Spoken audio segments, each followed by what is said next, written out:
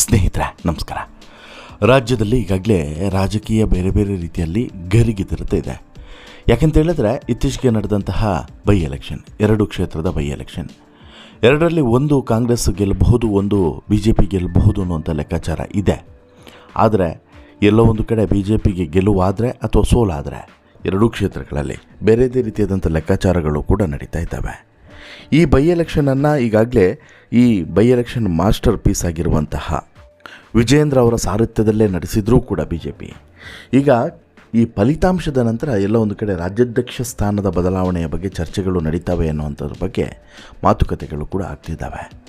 ಆ ರೇಸ್ನಲ್ಲಿ ಯಾರು ಮುಂಚೂಣಿಯಲ್ಲಿದ್ದಾರೆ ಅಂತೇಳಿ ಕೇಳಿದ್ರೆ ಈಗಾಗಲೇ ಈ BJPಯಿಂದ ಉಚ್ಚಾಟನೆಗೊಂಡಿರುವಂತಹ ಯತ್ನಾಳ್ ಅವರು, ಬಸವನಗೌಡ ಪಾಟೀಲ್ ಯತ್ನಾಳ್ ಅವರೇ ಈ ರೇಸ್ನಲ್ಲಿ ಮುಂಚೂಣಿಯಲ್ಲಿದ್ದಾರೆ ಅಂತೇಳಿ. ಅಯ್ಯೋ ಅದು ಹೇಗೆ ಸಾಧ್ಯ ರೀ ಅಂತೇಳಿ ಕೇಳಿದ್ರೆ ಅದು ಸಾಧ್ಯ ಇಲ್ಲಿ ರಾಜಕೀಯದಲ್ಲಿ. ಹೇಗೆ ಅದನ್ನೇ ಹೇಳ್ತೀನಿ. ಅದಕ್ಕಿಂತ ಮುಂಚೆ ನೀವಿನ್ನೂ ಕೂಡ ನಮ್ಮ ಚಾನಲನ್ನು ಸಬ್ಸ್ಕ್ರೈಬ್ ಮಾಡಿಲ್ಲ ಅಂದರೆ ದಯವಿಟ್ಟು ಕೂಡಲೇ ಸಬ್ಸ್ಕ್ರೈಬ್ ಮಾಡಿ ಸ್ನೇಹಿತರೆ. BJPಯ ರಾಜ್ಯಾಧ್ಯಕ್ಷರನ್ನು ಬದಲಾವಣೆ ಮಾಡಬೇಕು, ವಿಜೇಂದ್ರ ಅವರನ್ನು ಕೆಳಗಿಳಿಸಬೇಕು ಅನ್ನುವಂತಹ ಒಂದು ಹೋರಾಟ ಏನಿದೆ, ಇವತ್ತು ನಿನ್ನೆಯ ಹೋರಾಟ ಅಲ್ಲ, BJP ಒಳಗಿನ ಹೋರಾಟ. ವಿಜೇಂದ್ರ ಅವರು ಇದ್ದರೆ ನಮ್ಮ ಆಟ ನಡೆಯೋದಿಲ್ಲ, ನಮಗೆ ಸೊಪ್ಪು ಹಾಕೋದಿಲ್ಲ ವಿಜೇಂದ್ರ ಅನ್ನೋದನ್ನು ಅರಿತಿರುವಂಥ ಕೆಲವೊಂದಷ್ಟು ಜನ ನಾಯಕರು ಈಗ ವಿಜೇಂದ್ರ ಅವರನ್ನು ಕೆಳಗಿಳಿಸಿ ಆ ಸ್ಥಾನಕ್ಕೆ ಬೇರೆಯೊಬ್ಬರನ್ನು ಆಯ್ಕೆ ಮಾಡಬೇಕು ಅನ್ನುವಂಥದ್ದು ಈಗ ನಡೀತಿರುವಂಥ ಚರ್ಚೆ. ಹೇಗೆ ಈ ಬೈ ಎಲೆಕ್ಷನ್ ರಿಸಲ್ಟ್ ಮುಗಿದ ಬಳಿಕ ಅಥವಾ ಬಂದ ಬಳಿಕ ಈ ಒಂದು ಬದಲಾವಣೆ ಬಹುಶಃ ಚರ್ಚೆಗೆ ಬರಲಿದೆ. ಈಗಾಗಲೇ ಕಳೆದ 1-1.5 ವರ್ಷದಿಂದನೂ ಕೂಡ ಈ ವಿಚಾರ ಚರ್ಚೆಗೆ ಬರ್ತಾನೆ ಇದೆ. ಯಾವುದು BJP ರಾಜ್ಯಾಧ್ಯಕ್ಷರ ಬದಲಾವಣೆಯ ಚರ್ಚೆ. ಅದರಲ್ಲೂ ಕೂಡ ಒಂದು ಟೀಮ್ ಅಂತೂ ವಿಜೇಂದ್ರ ಅವರ ವಿರುದ್ಧ ದೊಡ್ಡ ಮಟ್ಟದಲ್ಲೇ ಹೋರಾಟವನ್ನು ಮಾಡಿ ದೆಹಲಿಯಲ್ಲಿ ಮೀಟಿಂಗ್ ಮಾಡಿದ್ದು, ಬೆಂಗಳೂರಲ್ಲಿ ಮೀಟಿಂಗ್ ಮಾಡಿದ್ದು, ಹುಬ್ಳಿಯಲ್ಲಿ ಮೀಟಿಂಗ್ ಮಾಡಿದ್ದು, ಎಲ್ಲ ಕಡೆಯೂ ಕೂಡ ಮೀಟಿಂಗ್ ಮಾಡಿದ್ದಾಯಿತು.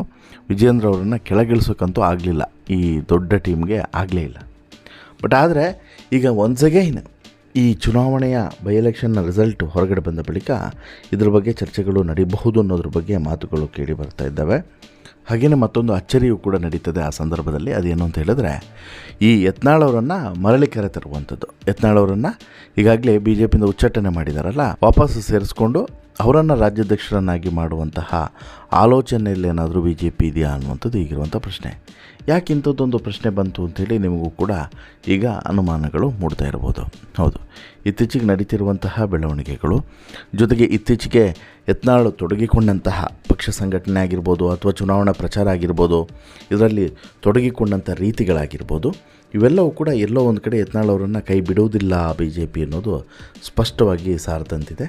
ಹಾಗೆಯೇ ಬೈ ಎಲೆಕ್ಷನ್ ರಿಸಲ್ಟ್ ಅಫ್ಕೋರ್ಸು ಈ ವಿಜೇಂದ್ರ ಅವರು ಬೈ ಎಲೆಕ್ಷನನ್ನು ನಡೆಸೋದ್ರಲ್ಲಿ ಪಂಟ್ರು, ಅದರಲ್ಲೇನೂ ಕೂಡ ಡೌಟ್ ಇಲ್ಲ. ಬಹುತೇಕ ಬೈ ಎಲೆಕ್ಷನ್ನಲ್ಲಿ ಗೆಲ್ಲೋದಕ್ಕೆ ವಿಜೇಂದ್ರ ಅವರ ಮಾಸ್ಟರ್ ಪ್ಲ್ಯಾನು ಕಾರಣ ಆಗಿತ್ತು ಈ ಹಿಂದೆ, ಅದರಲ್ಲೂ ಕೂಡ ಡೌಟ್ ಇಲ್ಲ. ಆದರೆ ರಿಸಲ್ಟ್ ಬಂದ ಬಳಿಕ ಈ ಬದಲಾವಣೆ ಆಗೋದು ಖಚಿತ ಅನ್ನುವಂಥ ಮಾತುಗಳು ಇದ್ದಾವೆ. ಅದಕ್ಕೊಂದು 10 ಕಾರಣಗಳಿದ್ದಾವೆ. ಆ 10 ಕಾರಣವನ್ನು ಕೂಡ ನಿಮ್ಮ ಮುಂದೆ ಇಡ್ತಾ ಹೋಗ್ತೀನಿ ಬನ್ನಿ. ಮೊದಲ ಕಾರಣ, ಯಾಕೆ ಯತ್ನಾಳ್, ಬಸವನಗೌಡ ಪಾಟೀಲ್ ಯತ್ನಾಳೇ ಯಾಕೆ ಅಂತ ಹೇಳಿದ್ರೆ BJPಯಲ್ಲಿ ಸಾಕಷ್ಟು ಜನ ನಾಯಕರಿದ್ದಾರೆ, ಸಾಕಷ್ಟು ಜನ ಇದ್ದಾರೆ. ವಿಜೇಂದ್ರ ಅವರನ್ನು ಬದಲಾಯಿಸಬೇಕು ಅಂತ ಹೇಳಿದ್ರೆ ಅವರ ಸ್ಥಾನವನ್ನು ತುಂಬುವಂಥ ಶಕ್ತಿ ಇರುವಂತಹ ಸಾಕಷ್ಟು ಜನ ನಾಯಕರಿದ್ದಾರೆ. ಬಟ್ ಡೇರ್ ಆ್ಯಂಡ್ ಡೆವಿಲ್ ನಾಯಕ ಯಾರೂ ಕೂಡ ಇಲ್ಲ. ಆ ಸ್ಥಾನವನ್ನು ತುಂಬೋದಕ್ಕೆ ಬಹುಶಃ ಬಸವನಗೌಡ ಪಾಟೀಲ್ ಯತ್ನಾಳ್ ಮುಂಚೂಣಿಯಲ್ಲಿ ಬರ್ತಾರೆ ಅನ್ನೋದನ್ನು ನಾವಿಲ್ಲಿ ಪಾಯಿಂಟ್ಔಟ್ ಮಾಡಲೇಬೇಕು. ಇನ್ನು ಹೇಗೆ ಯತ್ನಾಳ್ ಅವರನ್ನು ಆಯ್ಕೆ ಮಾಡ್ಬೋದು ಅಂತೇಳಿ, ಹೇಗೆ ಅಂತ ಹೇಳಿದ್ರೆ ಅದಕ್ಕೆ ಸಾಕಷ್ಟು ಮಾನದಂಡಗಳಿದ್ದಾವೆ. ಈಗಾಗಲೇ ಉಚ್ಚಾಟನೆಗೊಂಡಿರುವಂಥ ಯತ್ನಾಳ್ ಅವರನ್ನು ವಾಪಸ್ BJPಗೆ ಕರೆತರ್ತಾರೆ. ವಾಪಸ್ BJPಗೆ ಕರೆತಂದು ನಂತರ ಅವರನ್ನು ರಾಜ್ಯಾಧ್ಯಕ್ಷರನ್ನಾಗಿ ಮಾಡುವಂತಹ ಆಲೋಚನೆ ಕೆಲವು ನಾಯಕರಲ್ಲಿದೆ. ಅದರಲ್ಲೂ ಕೂಡ ಹೈಕಮಾಂಡ್ಗೆ ತುಂಬ ಕ್ಲೋಸ್ ಇದ್ದಾರೆ, ಯಾರು, ಯತ್ನಾಳ್. ಹಾಗಾಗಿಯೇ ಯತ್ನಾಳ್ ಅವರನ್ನು ಬಹುಶಃ ಈ ರೀತಿ ಮಾಡಿ ತಂದು ಒಂದು ಬದಲಾವಣೆಯನ್ನು ತರಬೇಕು ಅನ್ನುವಂಥ ಕಾರಣಕ್ಕೋಸ್ಕರ ಇಲ್ಲಿ ಈ ಒಂದು ನಿರ್ಧಾರಕ್ಕೆ ಬರಬಹುದು ಅನ್ನುವಂಥದ್ದು. ಇನ್ನು ಹಾಗಾದರೆ ಬದಲಾವಣೆ ಅನ್ನುವಂಥದ್ದು ಯಾಕೆ ಬೇಕು ಅನ್ನುವಂಥದ್ದು ಕೆಲವರ ಪ್ರಶ್ನೆ ಆಗಿರ್ಬೋದು. ಅದು 3ನೇ ಕಾರಣ. ಬದಲಾವಣೆ ಯಾಕೆ ಬೇಕು ಅಂತೇಳಿ ಹೇಳಿದ್ರೆ ಬಹುಶಃ ನಿಮಗೆ ಗೊತ್ತಿರ್ಬೋದು, ಕಳೆದ 1-1.5 ವರ್ಷದಿಂದನೂ ಕೂಡ ವಿಜೇಂದ್ರ ಅವರನ್ನು ಬದಲಾಯಿಸಿ ಅನ್ನುವಂಥದ್ದು ಒಂದು ವರ್ಗದ ಹಕ್ಕೊತ್ತಾಯ. ವಿಜೇಂದ್ರ ಅವರಿಗೆ ಈಗಾಗಲೇ ಸಾಕಷ್ಟು ಅವಕಾಶಗಳನ್ನು ಕೊಟ್ಟಿದ್ದೀರಾ, ಇನ್ನೂ ಕೂಡ ಅವಕಾಶಗಳನ್ನು ಕೊಡುವಂಥ ಅವಶ್ಯಕತೆ ಏನಿಲ್ಲ. ಈಗ ವಿಜೇಂದ್ರ ಅವರನ್ನು ಬದಲಾವಣೆ ಮಾಡಿ ಬೇರೆಯವ್ರಿಗೆ ಕೊಡಿ, ಮುಂದಿನ ಬಾರಿಯ ಚುನಾವಣೆಗೂ ಕೂಡ ಇದು ಸಹಕಾರಿಯಾಗ್ತದೆ ಅಂಥೇಳಿ. ಬಟ್ ಇನ್ನೊಂದು ವರ್ಗ ಹೇಳುತ್ತೆ, ಬೇಡ, ಈಗ ಆ್ಯಕ್ಚುಲಿ ಬದಲಾವಣೆ ಮಾಡುವಂಥದ್ದು ತಪ್ಪಾಗ್ತದೆ, ಈಗ ಇರಲಿ, ಈಗಿದ್ದು ಇದೊಂದು ಚುನಾವಣೆಯನ್ನು ನಡೆಸಲಿ, ಈ ಚುನಾವಣೆಯಲ್ಲಿ BJP ಏನಾದರೂ ಬಹುಮತವನ್ನು ಪಡೆದರೆ ಅಧಿಕಾರ ಹಂಚಿಕೆಯ ಸಂದರ್ಭದಲ್ಲಿ ವಿಜಯೇಂದ್ರ ಅವರಿಗೆ ಒಂದು ಒಳ್ಳೆಯ ಅಧಿಕಾರವನ್ನು ಕೊಟ್ಬಿಟ್ಟು ರಾಜ್ಯಾಧ್ಯಕ್ಷ ಸ್ಥಾನವನ್ನು ಬೇರೆಯವ್ರಿಗೆ ಕೊಡೋಣ ಅನ್ನುವಂಥ ಮಾತುಗಳು ಕೂಡ BJP ವಲಯದಲ್ಲಿ ಬಂದಿತ್ತು ಅನ್ನೋದು ಕೂಡ ಸುದ್ದಿ. ಅದನ್ನು ಹೊರತುಪಡಿಸಿದರೆ 4ನೇದು ಪೈಪೋಟಿ ಅಂತೂ ದೊಡ್ಡ ಮಟ್ಟದಲ್ಲೇ ಇದೆ. ಯತ್ನಾಳ್ ಅವರಿಗೆ ಕೊಡಬೇಕು ಅನ್ನೋಂಥದ್ದು ಕೂಡ ಒಂದು ವರ್ಗದ ಪೈಪೋಟಿ, ಆದರೆ ಕೊಡಬಾರ್ದು ಅನ್ನೋಂಥದ್ದು ಮತ್ತೊಂದು ವರ್ಗದ ಪೈಪೋಟಿ. ಯಾರಿಗಾದರೂ ಕೊಡ್ರಿ, ಯತ್ನಾಳಿಗೊಂದು ಕೊಡಬೇಡಿ ಅನ್ನುವಂಥ ಮಾತುಗಳು ಕೂಡ ಇದ್ದಾವೆ. ಅದು ಕೂಡ ಕಾಮನ್ BJPಯಲ್ಲಿ. ಅದು ಬಿಟ್ಟರೆ ಚಾಲೆಂಜಸ್ಗಳು ಮಾತ್ರ ಸಾಮಾನ್ಯವಾಗಿಲ್ಲ. ಯತ್ನಾಳಿಗೆ ತುಂಬ ದೊಡ್ಡ ಚಾಲೆಂಜಸ್ ಇದೆ. ಮೊದಲನೇ ಚಾಲೆಂಜೇ ಪಡೆಯುವಂಥದ್ದು, ಅಧಿಕಾರವನ್ನು ಪಡೆಯುವಂಥದ್ದೇ ದೊಡ್ಡ ಚಾಲೆಂಜ್. ಅದನ್ನು ಹೊರತುಪಡಿಸಿ ಅಥವಾ ಆ ಚಾಲೆಂಜನ್ನು ಗೆದ್ದರೆ ನಂತರ ಉಳಿದಿತ್ತು. ಆ ಚಾಲೆಂಜನ್ನು ಗೆಲ್ಲೋದೇ ಈಗ ದೊಡ್ಡ ಚಾಲೆಂಜ್ ಅಲ್ವಾ? ನೋಡೋಣ ಏನಾಗುತ್ತೆ ಅಂಥೇಳಿ. ಇನ್ನು ಅದು ಬಿಟ್ಟರೆ ಸೈಡ್ ಲೈನು, ಈಗಾಗಲೇ ಒಂದಷ್ಟು ಜನ ನಾಯಕರನ್ನು BJPಯಲ್ಲಿ ಸೈಡ್ಲೈನ್ ಮಾಡಿದ್ದಾರೆ ವಿಜಯೇಂದ್ರ.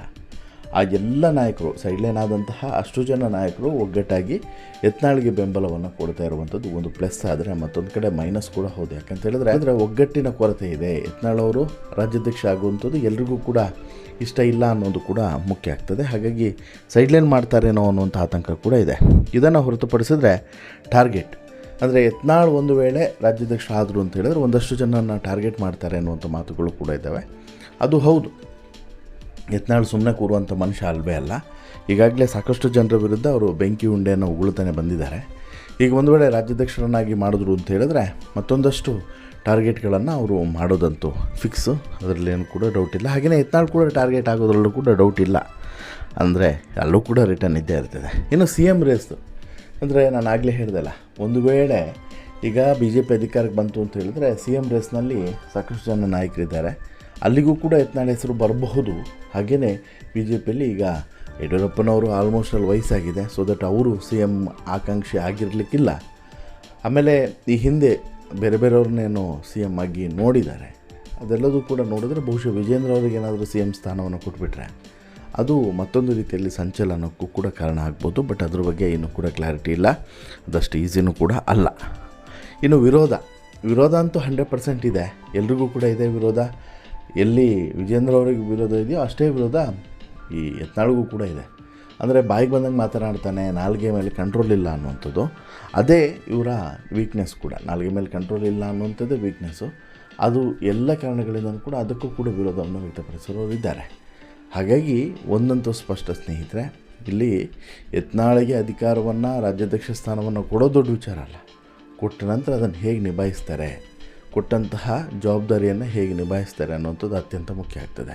ಒಂದು ವೇಳೆ ಅದರಲ್ಲಿ ಸೋತರು ಅಂತ ಹೇಳಿದ್ರೆ ಬಹುಶಃ ಯತ್ನಾಳ್ ಅವರಿಗೆ ಒಂದು ರೀತಿಯಲ್ಲಿ ಮುಖಭಂಗ ಆಗದೆ ಇರಲಾರದು. ಅಂದರೆ ಯತ್ನಾಳ್ ಮೇಲೆ ಒಂದು ನಂಬಿಕೆ ಇಟ್ಟಿರ್ತಾರಲ್ಲ, ಆ ನಂಬಿಕೆನೇ ಹಾಳಾಗಿ ಹೋಗುತ್ತೆ ಅನ್ನುವಂಥದ್ದು ಸತ್ಯ.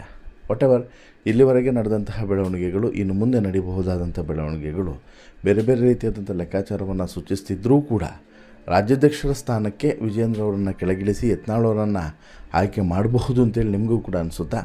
ಮಾಡಿದರೆ ಎಷ್ಟು ಒಳ್ಳೆಯದು, ಮಾಡದೇ ಇದ್ದರೆ ಎಷ್ಟು ಒಳ್ಳೆಯದು?